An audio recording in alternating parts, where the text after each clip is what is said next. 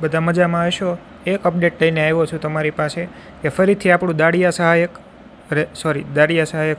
જ્ઞાન સહાયક છે એ પાછું આવે છે અને એનો એક પરિપત્ર આવ્યો છે। તો તમને થયું કે તમને સારા સમાચાર આપી દઈએ। ઓલા પેંડા ન વેચ્યા તો કાંઈ નહીં, હવે આ પેંડામાં લાગી જાઓ તો વેચી નાખો। હાલો, તો કમિશનર કચેરી છે, વિદ્યા સમીક્ષા કેન્દ્ર, બીજો માળ, આ બધું ગુજરાત રાજ્યમાં। અને આજે 24/9/2025નો પરિપત્ર છે।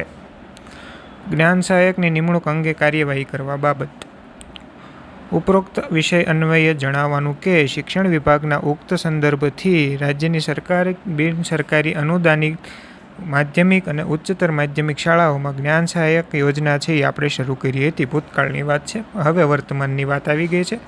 જ્ઞાન સહાયકની નિમણૂક અન્વયે શિક્ષણ વિભાગના ઠરાવની જોગવાઈ મુજબ સમગ્ર શિક્ષા કચેરી ગાંધીનગર દ્વારા જિલ્લા વાઇઝ મેરિટ યાદી છે જાહેર કરેલ છે।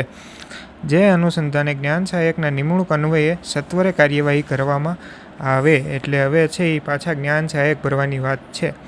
તો જ્ઞાન સહાયક છે એ ટૂંક સમયમાં પાછું આવવાનું છે। આની ઉપરથી શું ખબર પડે છે? આની ઉપરથી એવું ખબર પડે છે કે હમણાં આવડી મોટી ભરતી કરી છતાં જગ્યાઓ ક્યાંક ને ક્યાંક ખાલી છે।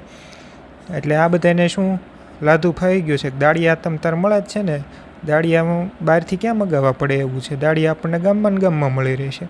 તો ઓલા જે આપણે કાયમી રાખવા એ કરતાં દાળિયાને જ્યારે જરૂર હોય ત્યારે આ બિસ્કિટ નાખ્યું, બિસ્કિટ ખાવા આવી જાય છે, જ્યારે નહીં જરૂર હોય ત્યારે હટકાઈને ભગાડી દઈશું।